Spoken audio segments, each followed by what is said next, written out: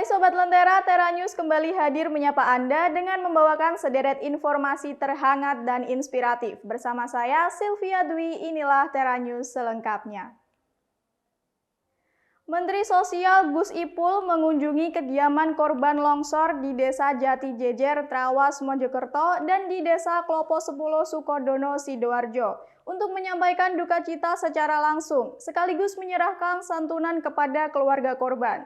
Santunan sebesar 15 juta rupiah diberikan kepada masing-masing ahli waris.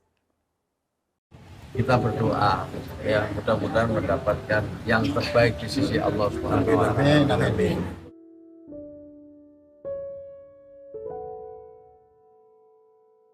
Tentu karena ini musibah, karena longsor bagian dari bencana yang tidak pernah kita duga sebelumnya, pemerintah memberikan bantuan, salah satunya lewat Kementerian Sosial.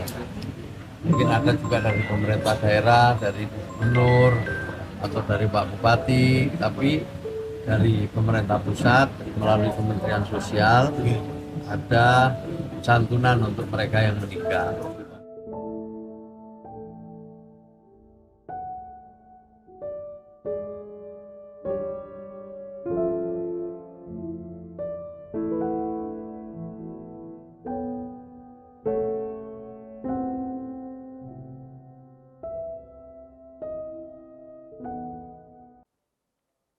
Puncak arus balik diprediksi terjadi pada hari ini, Selasa 8 April 2025 di Terminal Purabaya Bungurasi, Sidoarjo. Diperkirakan sebanyak 45.000 penumpang padati Terminal Purabaya untuk balik ke perantauan atau beraktivitas kembali.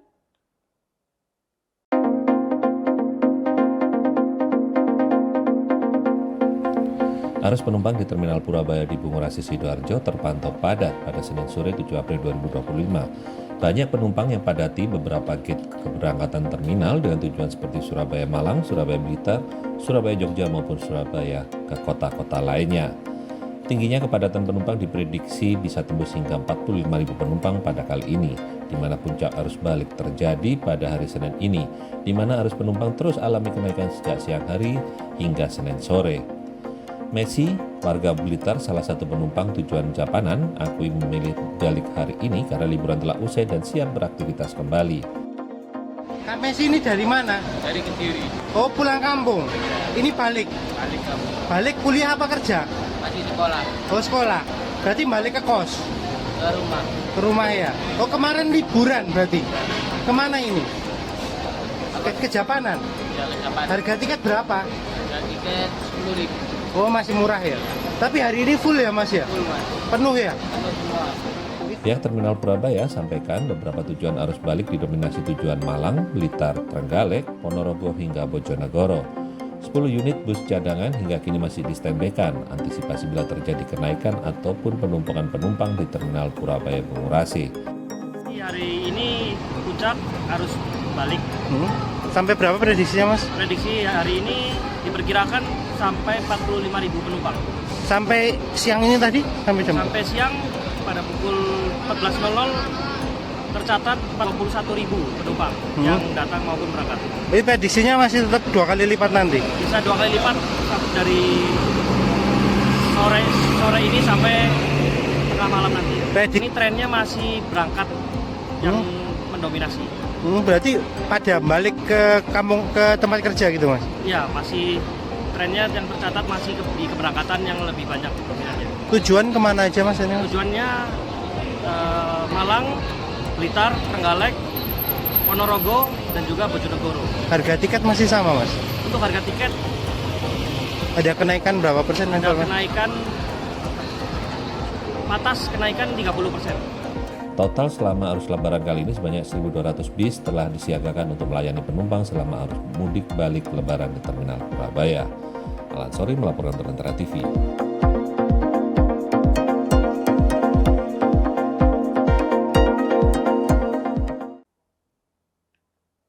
Dari Sidoarjo, Jawa Timur, harga komoditas bawang putih dan bawang merah di pasar tradisional yang ada di Kabupaten Sidoarjo, Jawa Timur masih belum menunjukkan angka penurunan. Imbasnya, pedagang bumbu jadi mulai kelimpungan dan terpaksa mengurangi porsi jual bumbu-bumbu jadi.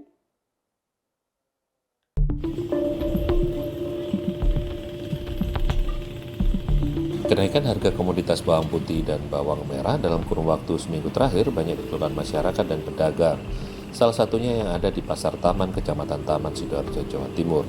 Di Pasar Taman, harga bawang putih dijual dengan harga Rp48.000 per kilogramnya.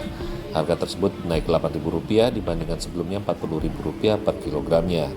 Sedangkan harga bawang merah dijual dengan harga Rp50.000 naik Rp2.000 apabila dibandingkan dengan harga normal sebelumnya Rp48.000 per kilogramnya.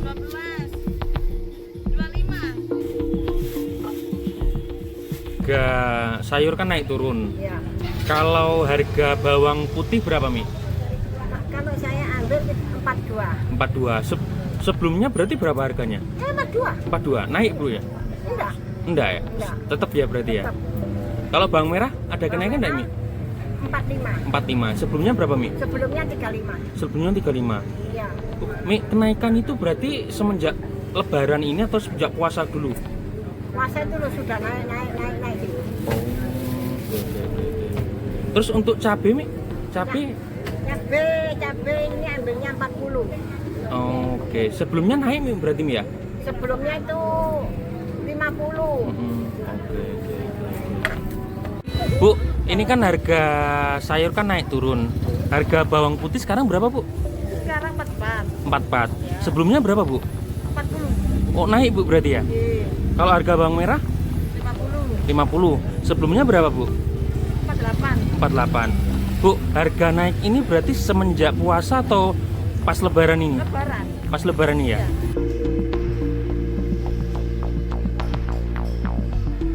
Sementara itu, imbas dari harga bawang merah dan bawang putih yang mengalami kenaikan, hal ini berdampak pada para pedagang bumbu jadi. Para pedagang bumbu jadi saat ini mulai mengurangi porsi jual dan menaikkan harga jenis-jenis bumbu yang olahannya berbahan dasar bawang putih serta bawang merah.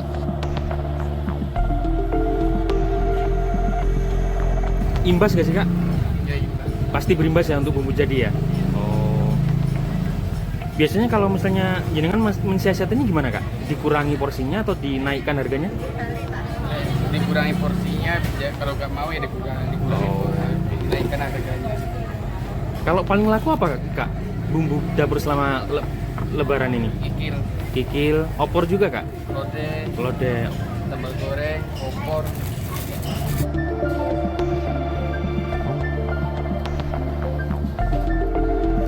Meski harga bumbu jadi seperti bumbu rendang, kikil, opor, sambal goreng, dan krengsengan dinaikkan menjadi Rp5.000 per kilogramnya dari Rp45.000 ke Rp50.000 per kilogramnya.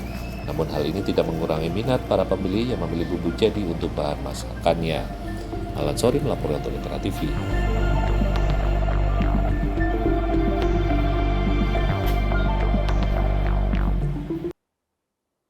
Timnas Indonesia U17 kembali menunjukkan performa gemilang di Piala Asia U17 2025 dengan meraih kemenangan meyakinkan 4-1 atas Yaman. Evandra Florasta menjadi bintang lapangan dengan mencetak 2 gol, memperkuat posisi Indonesia di puncak klasemen grup C. Dengan ini, Garuda Muda lolos Piala Dunia U17 2025 yang akan digelar di Qatar.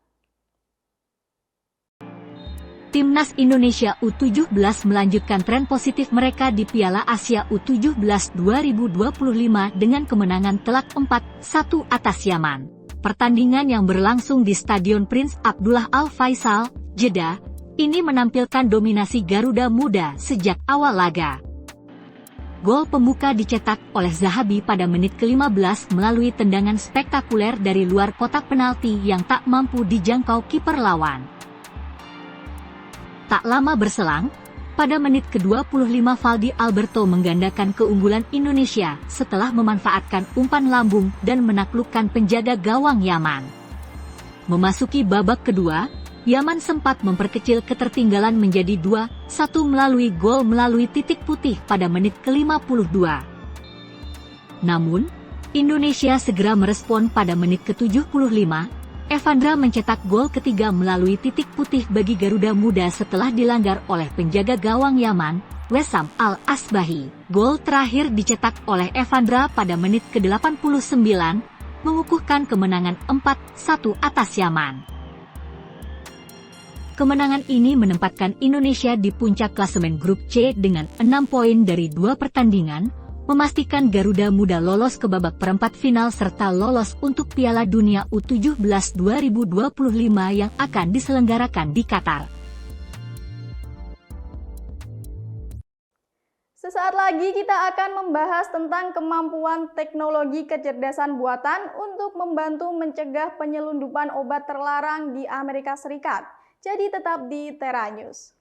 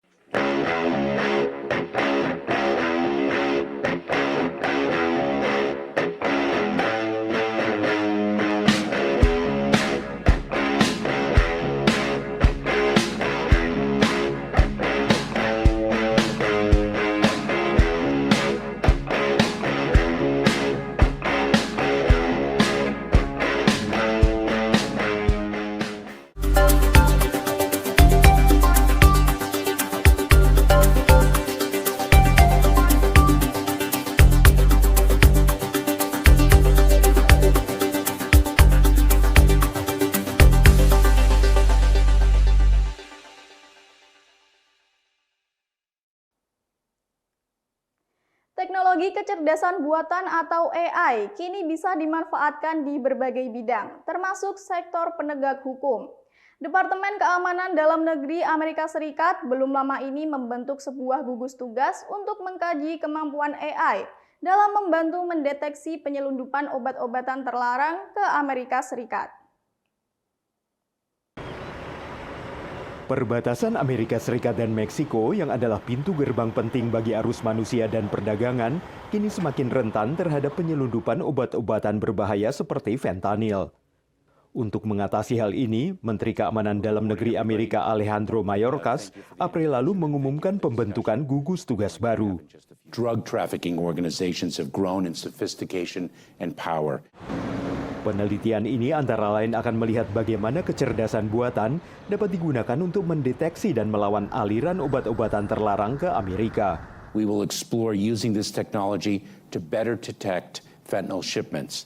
Menurut mantan direktur di Lembaga Bea Cukai dan Perlindungan Perbatasan AS Pat Simmons, ada sistem di pasar saat ini yang dapat ditingkatkan lewat pemanfaatan AI. Salah satu contoh adalah sistem tomografi muon yang bisa menghasilkan gambar yang lebih akurat dari objek yang dipindai dibanding teknologi sinar X yang dipakai saat ini. If there's dense cargo in there, X-ray can't penetrate it. So if you use a muon tomography system, it can penetrate and allows the officers to see exactly what's inside of a dense object. Sistem ini bisa sangat efektif untuk truk kontainer yang penuh kargo, di mana fentanyl bisa disembunyikan. AI juga bisa membantu dalam bidang intelijen dan analisis prediktif terhadap kendaraan yang melintasi perbatasan. Who are the people that are coming across? How often do they come across? And then also the vehicle and the license registration. How often are they coming across? And so there are those kinds of pieces of information that I would task AI to try and tease out. Gugus Tugas Kecerdasan Buatan atau AI ini akan melaporkan temuan mereka kepada Departemen Keamanan Dalam Negeri Amerika Serikat dalam beberapa bulan mendatang. Dari Arlington, Virginia, saya Helmi Yohanes dan tim VOA. Gelombang penembakan massal yang sering terjadi di Amerika Serikat memicu sejumlah pihak untuk fokus pada cara mencegah pemakaian senjata secara tidak benar seperti itu. Nah, salah satunya adalah pengembangan teknologi perangkat lunak untuk mendeteksi senjata api dengan memanfaatkan sistem kamera pemantau yang sudah ada. Boom, boom, boom, boom. There's gunshot. I see dead bodies on the floor. Kekerasan senjata di Amerika telah mencapai tingkat seperti epidemi. I'm really terrified. Dan banyak warga Amerika muak. We are enraged. We are disgusted. Meski sikap Amerika terhadap hak senjata dan undang-undang pengendalian senjata masih terbelah, namun tragedi penembakan massal di sekolah, supermarket, dan pawai komunitas belum lama ini semakin mengedepankan teknologi yang bisa membantu mengurangi kematian akibat senjata. I saw people were doing facial recognition technology, and I was like, what if we use existing security cameras to detect guns? Perusahaan Mike, Zero Eyes, mengembangkan perangkat lunak pendeteksi senjata memakai kecerdasan buatan untuk menganalisis data dari kamera keamanan yang ada guna mencari senjata. Setelah perangkat lunak menentukan ada senjata yang terlihat, we hit dispatch, and that alert goes through to our clients, and simultaneously will go to 911. SMA Regional Rancho Cache Valley di New Jersey adalah yang pertama memakai perangkat lunak ini. Sekolah mengadakan latihan penembak aktif dengan teknologi yang membawa mereka ke sang penembak dalam waktu sekitar 90 detik, yakni separuh waktu yang dibutuhkan dalam latihan serupa tanpa teknologi. In these situations, it's all about minimizing the time, which minimizes casualties. Untuk venue yang besar, ada yang beralih ke gerbang buatan Evolve Technology yang memakai pemindai dengan sensor gelombang milimeter dan teknologi lain yang bisa mendeteksi senjata dan senjata lainnya dengan cepat. We use advanced technology like artificial intelligence to find and discriminate between a phone and a firearm, for example. Ada lebih dari 300 penembakan massal di Amerika sepanjang tahun ini. Meskipun teknologi seperti ini tidak bisa menjamin akan mencegah lebih banyak penembakan massal, tapi ini adalah salah satu upaya untuk menjaga agar ruang publik tetap aman. Dari Arlington, Virginia, saya Helmi Yohanes dan tim VOA. Sobat Lentera, tarian bukan sekadar gerakan tubuh, tetapi juga cerminan budaya dan identitas suatu daerah. Salah satu tarian tradisional yang kaya akan nilai budaya adalah tari Jaipong yang berasal dari Jawa Barat. Bagaimanakah asal-usul dan sejarah tari yang energik dan penuh pesona ini? Berikut liputan selengkapnya. Tari Jaipong atau sering disebut Jaipongan adalah salah satu tarian tradisional khas Jawa Barat yang telah menjadi ikon budaya Sunda. Tari ini identik dengan gerakannya yang dinamis, ritmis, dan penuh ekspresi. Tari Jaipong pertama kali dikembangkan pada tahun 1970-an oleh seorang seniman asal Bandung bernama Gugum Gumbira. Perhatian Gugum Gumbira terhadap tarian ketuk tilu membawanya melakukan pengembangan dari tari tradisional tersebut ke dalam nuansa yang lebih modern, hingga terciptalah tari Jaipong. Tari Jaipong juga bisa dikatakan sebagai tari kreasi, di mana tari kreasi adalah suatu bentuk karya tari yang berasal dari tradisi dan hidup berkembang cukup lama di masyarakat. Bentuk seni tari ini muncul sebagai ekspresi rasa kebebasan dan mulai menunjukkan gejalanya setelah kemerdekaan Indonesia pada 1945. Kebebasan ini juga mendorong kreativitas seniman tari usai melihat atau merasakan perubahan zaman dalam kehidupan bermasyarakat. Dengan begitu, tumbuhlah motivasi untuk berkreasi. Properti yang digunakan penari jaipong bermacam-macam. Di antaranya adalah sinjang, yaitu celana yang digunakan dalam tarian jaipong. Apok, yaitu pakaian penari jaipong berupa kebaya, tetapi terdapat pernak-pernik dan hiasan di dalamnya. Serta sampur, yaitu syal untuk penari jaipong. Selain itu, pertunjukan tari ini juga diiringi dengan berbagai alat musik, seperti kendang, gong, dan kecapi, sehingga membuat tarian ini semakin meriah. Enbal adalah makanan pokok pengganti nasi yang banyak dijumpai dan dikonsumsi oleh mayoritas masyarakat di Pulau K, Kabupaten Maluku Tenggara. Makanan tradisional sejenis singkong atau ubi kayu ini mengandung karbohidrat yang tinggi sehingga bisa menggantikan nasi. Namun, jika tidak diolah dengan baik, enbal bisa menjadi racun yang berbahaya karena mengandung sianida. Lalu, bagaimana cara mengolah enbal agar bisa dikonsumsi dengan aman? Simak liputan selengkapnya.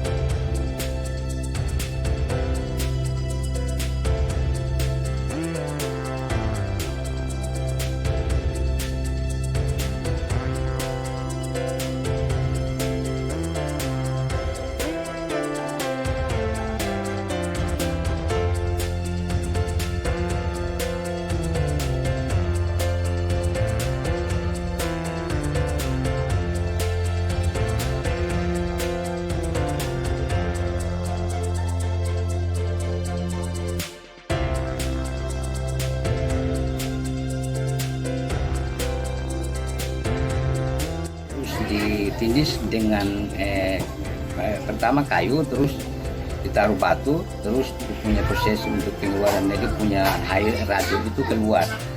Itu berkisar 2 sampai 3 jam baru diambil. Kita langsung buka, terus kita taruh di nyiru ataukah bahan yang besar, kemudian beberapa jam kemudian baru diayak. Diayak halus, baru dibuat berupa embal bunga, embal goreng, embal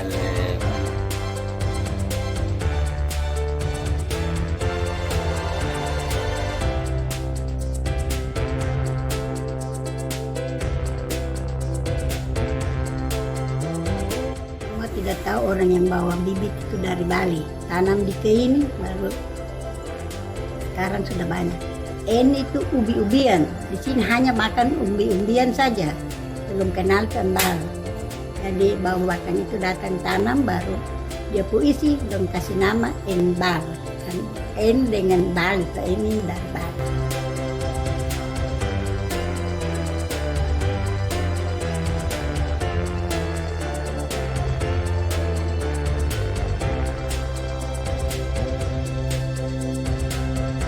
Kayu sih yang hampir 2000 tanaman itu mengandung cyanida, tapi dalam kadar yang sangat kecil.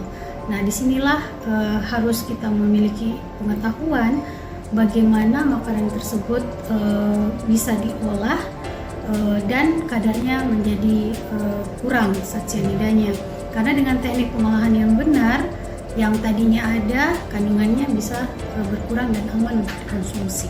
Jadi kalau ubi kayu sebagai sumber karbohidrat, apakah bisa menggantikan nasi sebagai makanan utama?